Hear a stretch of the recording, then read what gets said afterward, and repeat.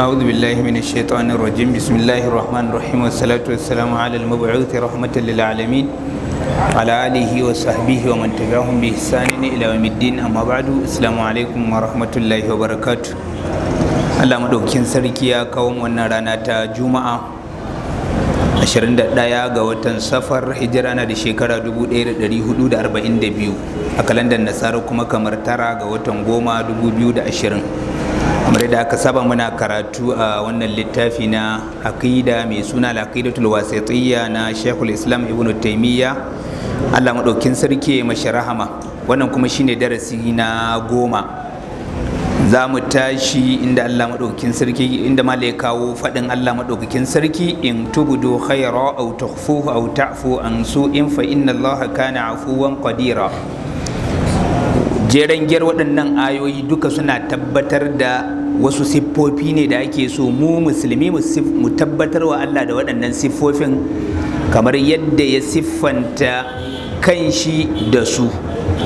Akwai siffa ta afuwa, akwai siffa ta gafara, akwai siffa ta rahama, akwai siffa ta izza buwaya, sannan akwai siffa ta iko, ce iko na yin yadda ya ga dama ko yin abin da yake so.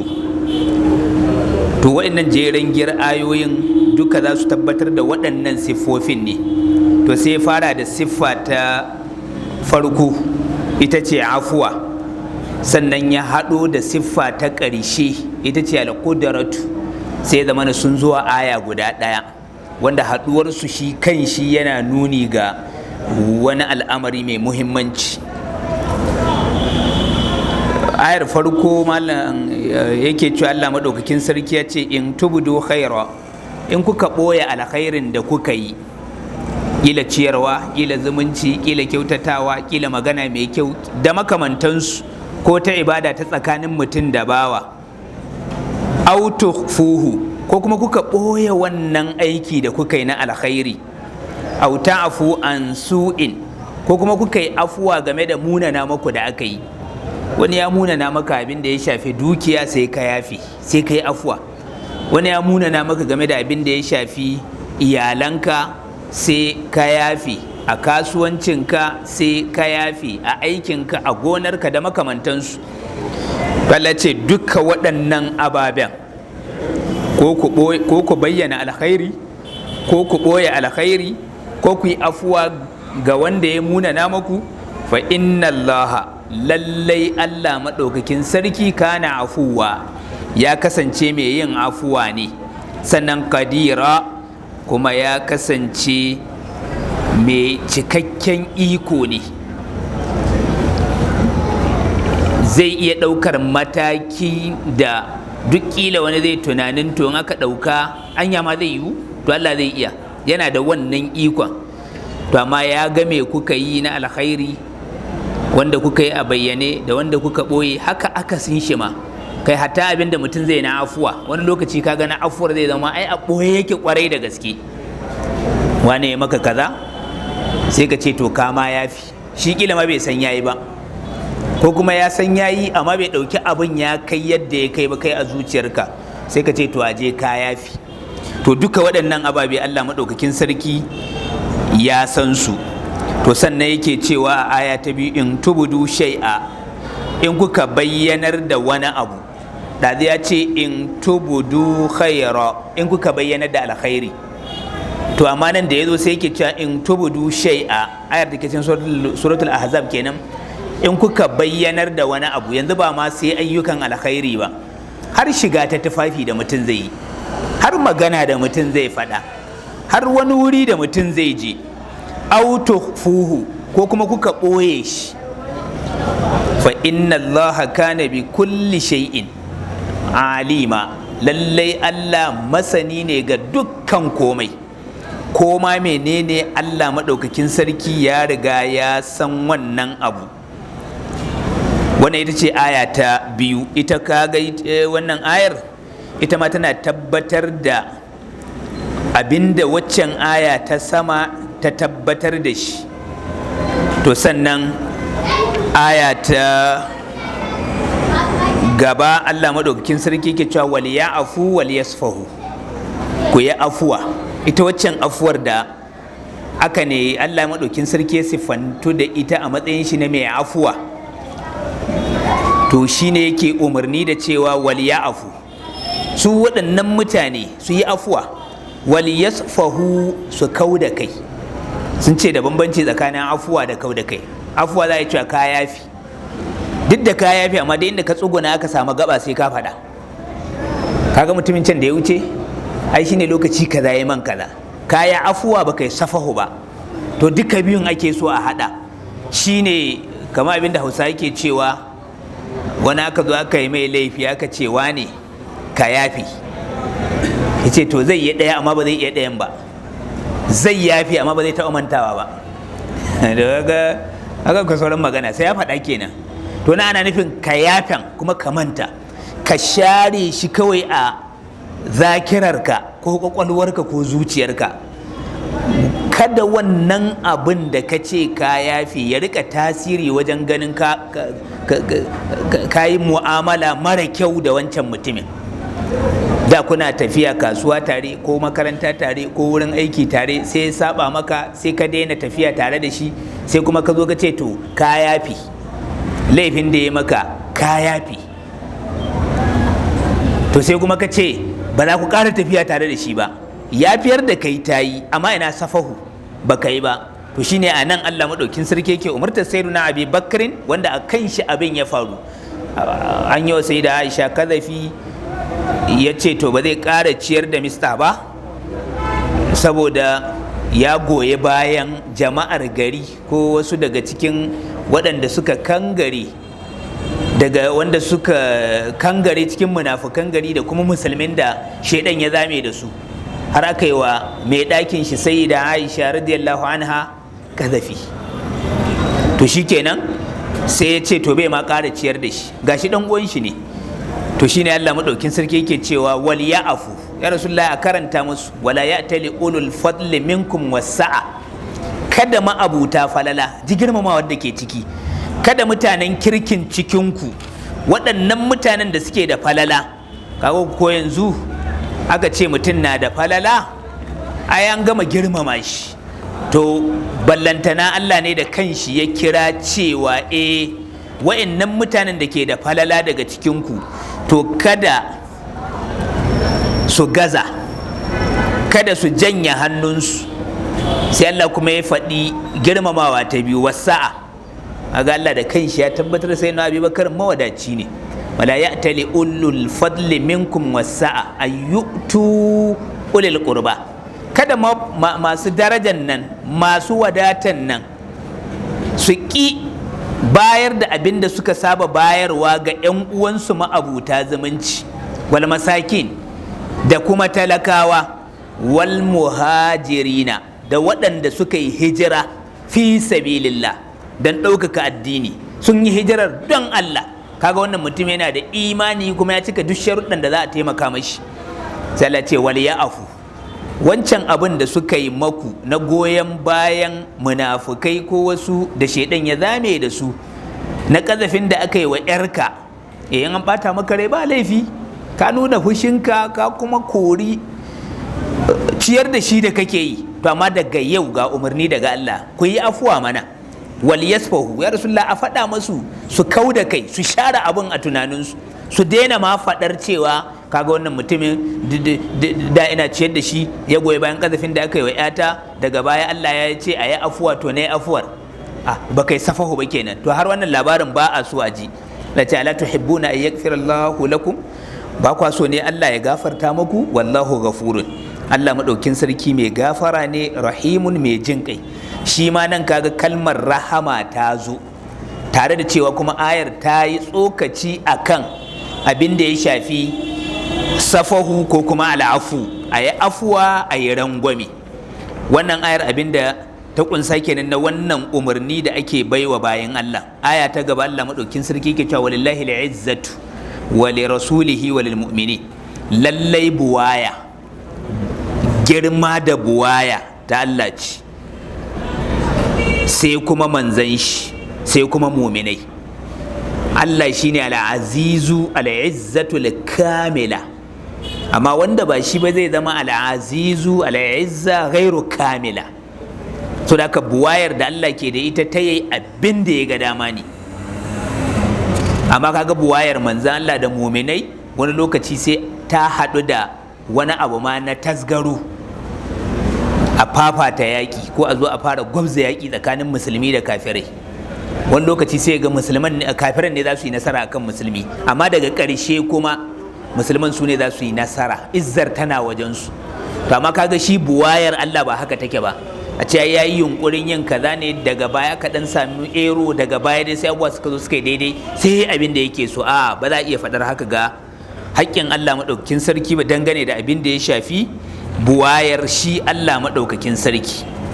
To sannan sai aya ta gaba Allah maɗaukakin sarki ya ce fa bi izzatika, yana hakaito mana abin da shaidan ya faɗa. Wai shaidan ne yake cewa fa bi izzatika, na rantse da buwayarka ya Allah. Shaidan ya ce na yadda Allah kai mabuwayi ne, kafi kowa. To yanzu in bai cin dai rabo, rashin rabo da aka kaddaro wa shaidan, kafin ya faɗa wannan maganar ai da ya kalmar shahada da ta fi mashi, amma dai sai bai yi ba saboda an riga an kaddaro hasabu jahannama ne.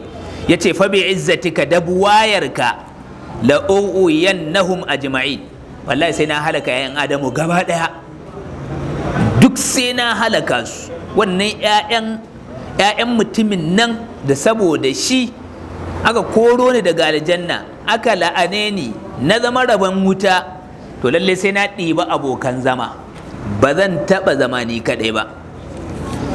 To wannan ayar ita ma tana tabbatar da siffa ta izza, siffa ta buwaya.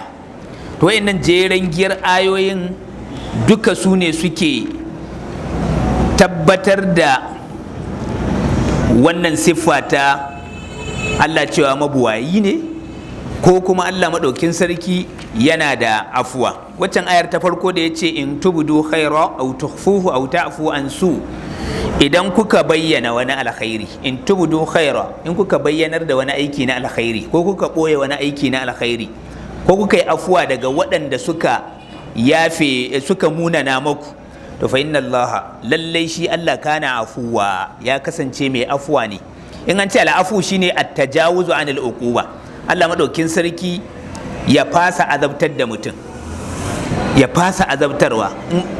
In aka ce shi yasa suke cewa da gafara da afuwa duka wata riba ce mai gwabi da dan adam zai iya cin gajiya su a wajen Allah, amma suna dan bambanci. In an ce Allah ya yi ma wani afuwa a lokacin da wane ya gaza daga ayyukan farillar da aka dora mashi, to a lokacin sai ya mai afuwa, sai zama ya tsallake. Gafara kuma dangane da ababen da ya aikata waɗanda aka haramta mashi.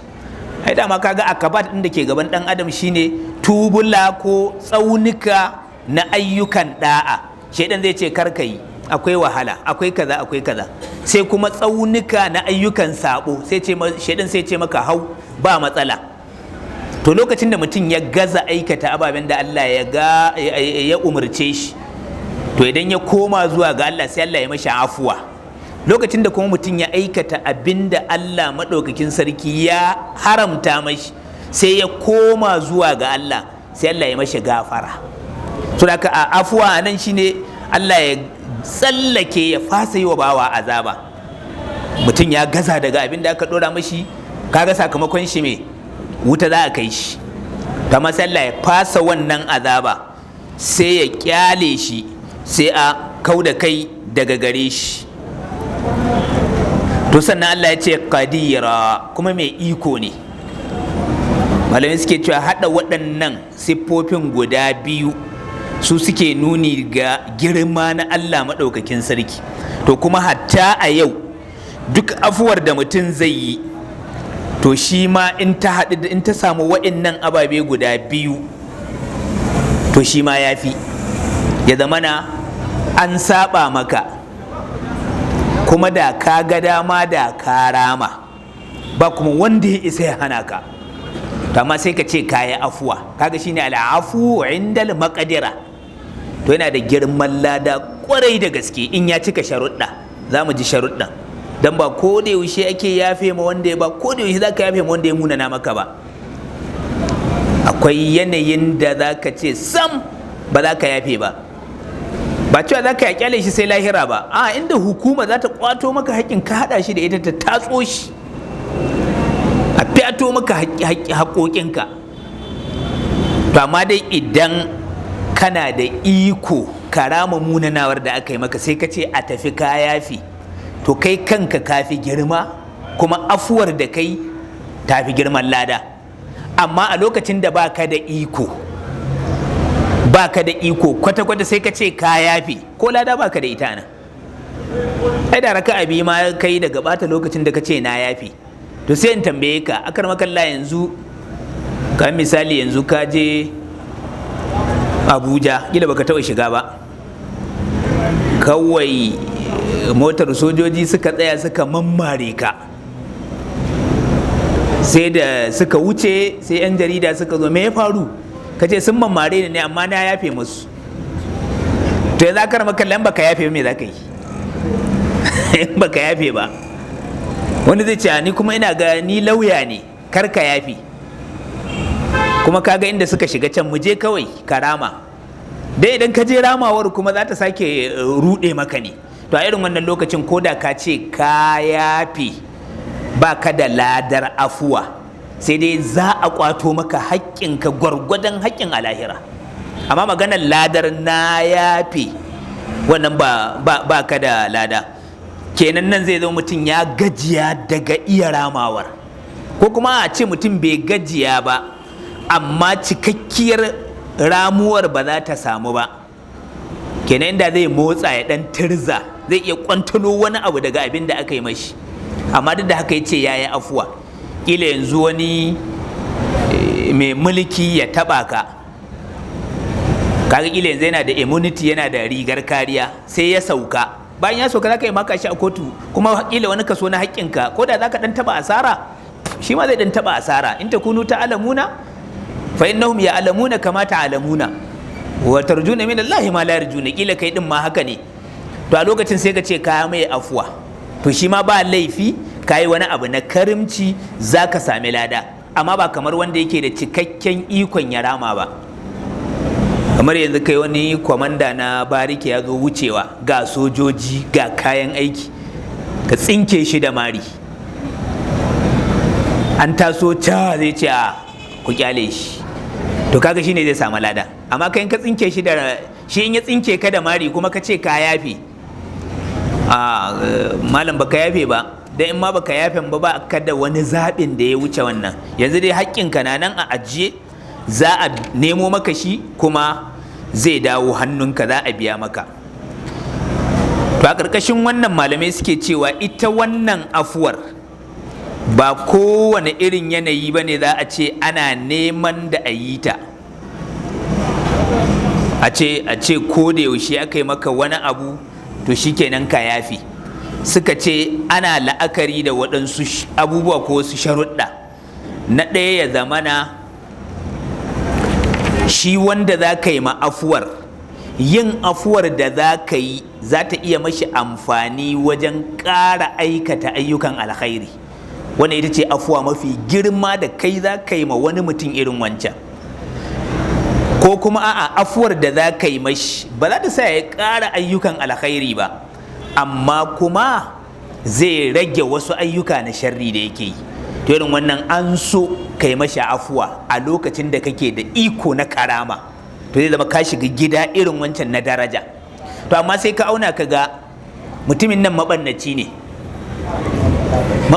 ne, ya yi sata, ya fasa wani shago a can, mai shagon ya ce ya yafi, an ɗaura aure, ya hau mashin, ya cire mofula, ya buge wani yaro, ya mutu, iyayen sun ce sun yafi. Kai kuma ran nan ka haja mota, ya zo ya banka mata wuta ta ƙone. Bai kamata ka yafe ba, don idan ka yafe ka zama wawa.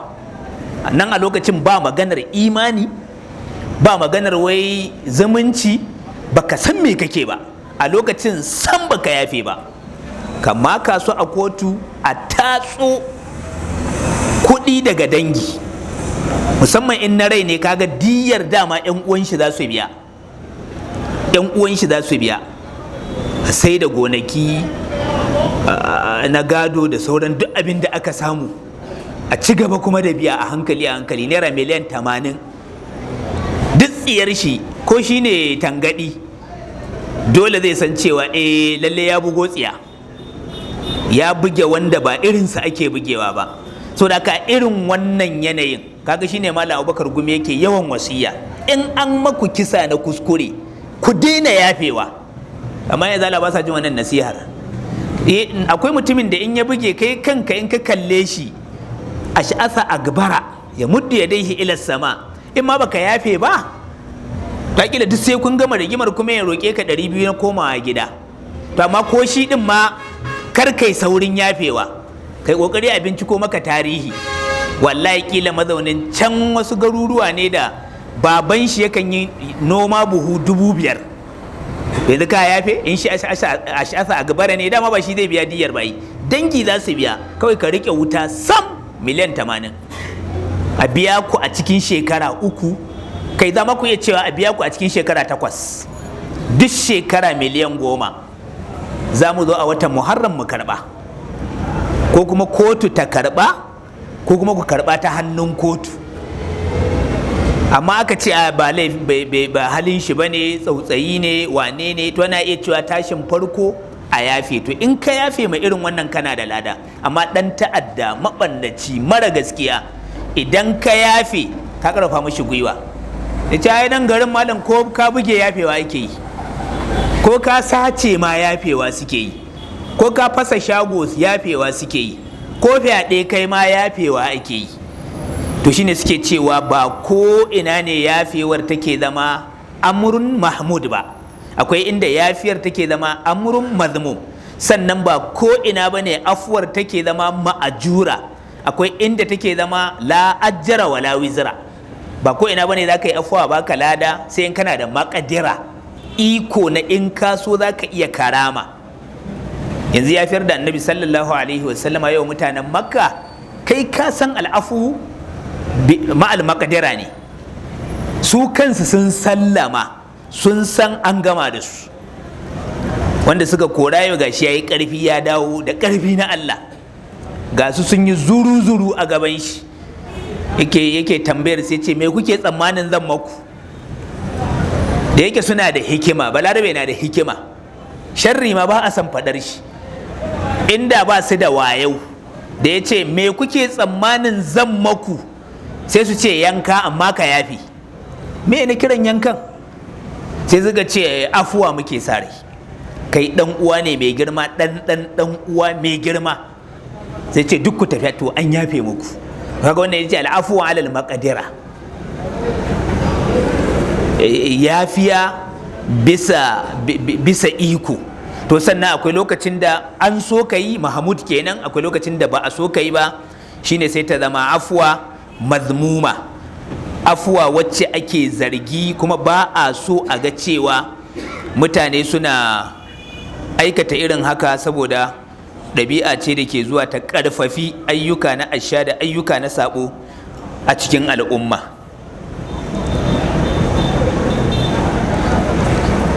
To sai umarnin da Allah maɗaukin sarki ba sai na Abi Bakrin da ya ce wala afu wala yasfahu, yafiya abu ne mai kyau. Allah al'afu ne, yana yafiya, sannan yana so a yi afuwa kuma yana so a yi yafiya. Sannan a ciki Allah maɗaukin sarki ya tabbatar da cewa wallahu gafurur rahim, Allah mai gafara ne mai jin kai, wanda ɗaya ce daga cikin siffofin da jerin gir ayoyin suke so su tabbatar. Sayyidina Abi Bakarin bayan an umarce shi da cewa ya yi afuwa, ala tuhibbuna an yaghfira Allahu lakum, ba kwa so ne Allah ya gafarta muku? Ya ce bala nuhibbu zalik, muna so Allah ya gafarta mana. Da aka yi kira mista ya ci gaba da ciyar da shi. Ababe da aka faɗa na siffofi na mista dukkaninsu tabbatattu ne. Siffofin da aka ambata guda 3, wanda irinsu in dai mutum na da irinsu ya kamata a ciyar da shi, duka mista na da shi. Kuma ga mista ɗin ɗan uwa ne na sayyiduna Abi Bakrin. Kaga ya ce wala ya'tali ulul fadli minkum wasa ayyutu ulil qurba, yan uwa makusanta. To shi mista dan uwa ne, mahaifiyar shi yar uwa ce ga sayyidina Abi Bakr. Kaga akwai zumunci. Wal masakin, talakawa, mista talaka ne, wal muhajirin fi sabilillah kuma hijira yau kaga duka sharuɗa ya cika da a ƙarshe sai aka yafe sai ya yafe mashi sai ya ci gaba da ciyar da shi. A ƙarƙashin nan malamai suke cewa mutum zai iya zama yi wa kanshi ƙididdiga da dama. Za ka ga mutum na da halaye ne guda biyu, su ne galiban. Hali na ukun ɗaiɗai ne suke ciki, ko dai a ce kai ne kake neman afuwar, ko kuma a ce kai ne ake neman afuwar a wajenka. To abin da ya fi kyau ka zama a da'irar ita ce kai ne ake neman afuwa a wajenka, domin duk sanda aka ce kana neman afuwa a wajen wani to ya nuna kai ne ka gajiya kenan. Haƙuri cewa da Allah ya haƙuri, a yi afuwa, a yi kaza, a yi kaza. Ya ce wala naqifa mawqifa mandama, ya Allah kar ka tsayar da mu a matsaya ta nadama. Zana ce to kaza dai kaza. To mahallu shahid shine inda yake cewa wala nalja'a ila ma'aziratin an badira, ya Allah kar ka sa ni in zama cikin waɗanda ni ne zai rika neman afuwa, dan musiba ce. To kaga mutum zai zauna ya ƙididdiga a rayuwar shi wane kaso ya fi yawa, da ka zo kana ba da haƙuri da kuma a zo ana neman afuwarka. Ma'ana da ka je kana neman afuwa da a zo ana neman afuwarka, wane ya fi yawa? In so samu ne ka zama a da'irar sai dai a nemi afuwarka. An taɓa ka, an taɓa dukiyarka, an taɓa kazanka, ana neman afuwarka. Amma da ta kai ta juyo kai ne kake nema, to ka auka wani kwari wanda ba haka aka so mutum ya zama ba. To sai aka umarci sayyidina Abi Bakarin da ya afuwa, ya kau da kai, ya daina ma labarin wannan abu, kuma abin da aka yin kenan. Dan yana ɗaya daga cikin mutanen da waqafuna li ayatillah, suna tsayawa ne da iya inda ayar Allah ta tsayar da su. So da aka umarnin Allah ba sa tsallake shi, da ya zo za su yi kokari su bi. To kuma abin da sayyidina Abi Bakarin yake nan. Da haka nan umarni ne aka ba mu na cewa mu rika yin afuwa. Idan mutum ya ɗauki wannan nasihar za ga ba za ka rasa ababe da aka yi maka wanda za ka iya yin afuwa. Yadda aka faɗa wa sayyidina Abi Bakar ɗin can, sakon har yanzu yana nan. Ala tuhibbuna an yaghfira Allahu lakum, ku yanzu ba kwa so ne Allah ya maku gafarar? Kowane ɗaya a gaban mu za a tashe shi a gaban Allah. To yanzu a daidai lokacin a duk duniya in mallakar ka ce ba ta da amfani, a ce an yafe maka zunubi ɗaya ya fi maka riba. To yanzu ba kwa so radda kuka haɗu da Allah shi kuma ya ce ku je na yafe? Ba kwa so tun a rayuwarku ta duniya ya kalli wani kaso na gajiyawarku da sabawarku da zunubanku ya ce na yafe? To kenan in muna son haka daga wajen alkhaliku, to ya zama tilas mu tabbaka haka akan almakhluku. Su yan uwa da muke rayuwa tare ba makawa dama sai wani ya munana maka, kuma kai ma sai ka munana ma wani. Shi yasa ka shar'anta mana duka wayannan. To tunda an shar'anta mana mu riga afuwa, to sai so dai ne lokaci zamu tsaya nan sai mu tashi yusabbihu lillah. Su ma dai duka ci gaba ne na siffofi da suka koru ga Allah madaukin sarki da ake kiran mutane zuwa ga su kore su din kuma ga Allah din, dan su zama masu cikakken imani. Subhanakallahumma wa bihamdika ashhadu an la ilaha illa anta astaghfiruka wa atubu ilaik wa la hawla wa la quwwata illa billah. Wassalamu alaikum.